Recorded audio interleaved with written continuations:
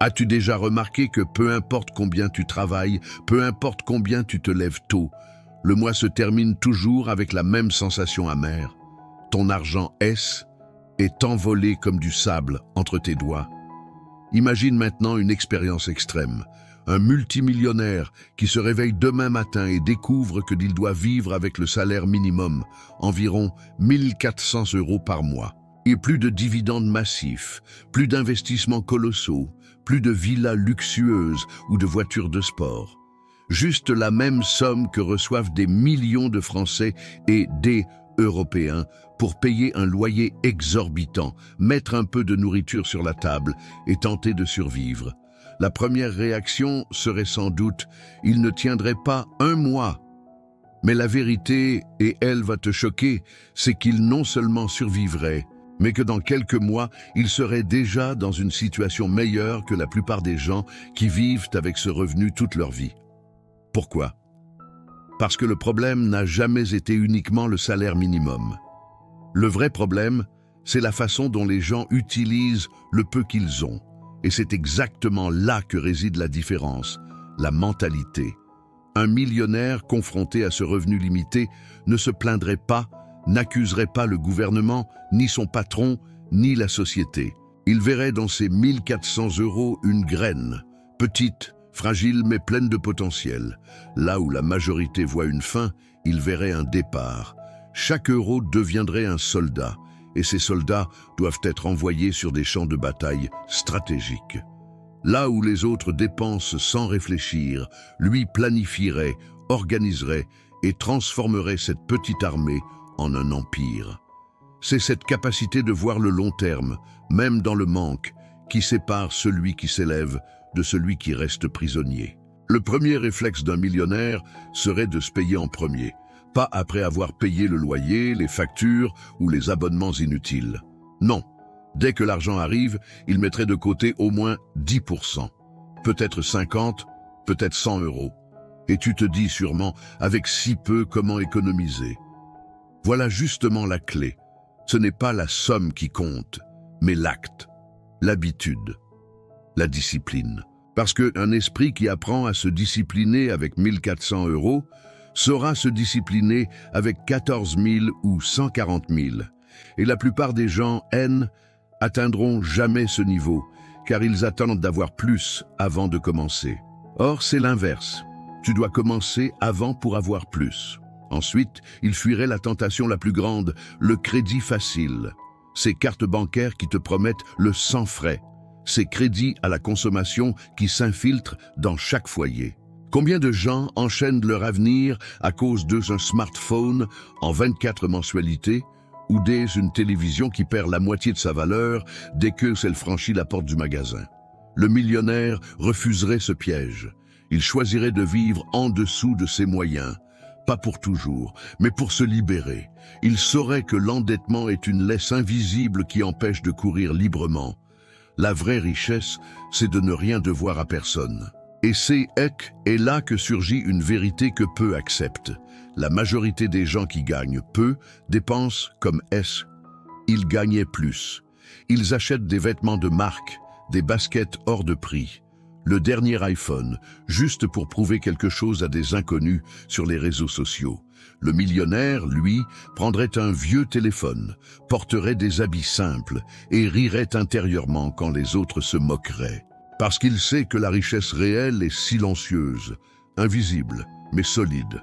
Chaque rire dirigé contre sa simplicité serait en réalité un futur applaudissement pour sa réussite. Mais ce n'est pas tout. Le millionnaire utiliserait son temps comme une arme.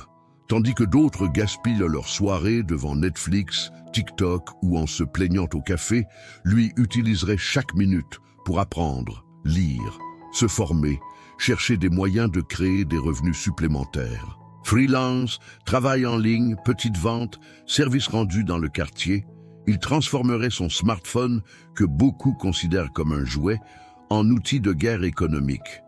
Parce que il sait que une heure perdue à scroller est une heure volée à ta liberté.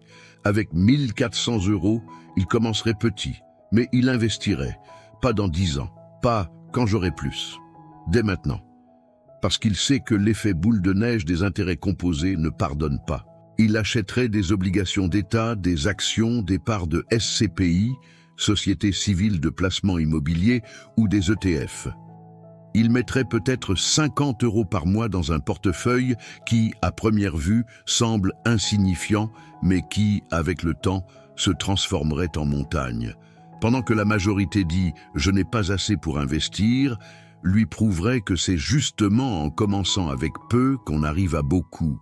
Il chercherait également à diversifier ses revenus. Le salaire minimum ne serait pas une prison, mais un tremplin. Il livrerait peut-être des repas à vélo, développerait une activité en ligne, créerait une petite boutique digitale ou utiliserait des plateformes de freelancing. Chaque euro gagné en plus ne serait pas gaspillé dans l'instant, mais envoyé rejoindre son armée de soldats financiers. Et c'est là que le fossé se creuse. Tandis que beaucoup dépensent leurs revenus supplémentaires en soirée, en alcool ou en gadgets, le millionnaire bâtirait sa liberté pierre par pierre. Et puis, il y a le point le plus polémique, le système. Parce que oui, le système veut que tu restes là où tu es. Les banques veulent que tu sois endetté pour que tu continues à payer des intérêts. Les gouvernements veulent que tu survives juste assez pour ne pas te révolter, mais jamais assez pour être indépendant. Les entreprises veulent que tu travailles jusqu'à l'épuisement pour acheter des produits qui te maintiennent dans la roue du hamster.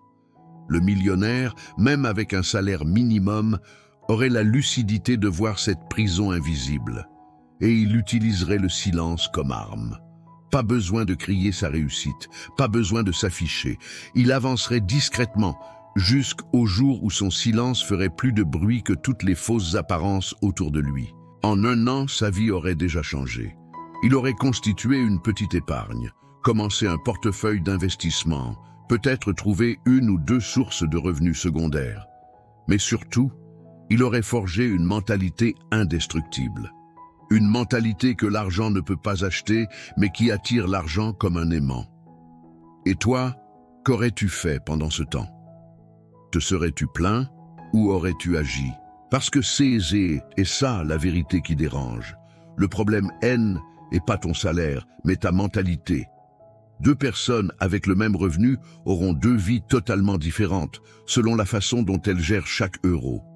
Et si un millionnaire peut transformer 1400 € en richesse, pourquoi ne le pourrais-tu pas?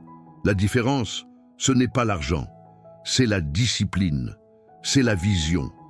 C'est le courage de dire non au piège du système et oui à ta liberté. Alors je te pose la question, veux-tu continuer à croire que c'est impossible ou veux-tu commencer aujourd'hui à écrire une nouvelle histoire pour ta vie financière? Réfléchis bien, car chaque jour que tu perds est un jour qui t'éloigne de ta liberté. Le millionnaire, lui, ne perdrait pas une seconde. Et toi, vas-tu rester là à attendre ou vas-tu agir maintenant?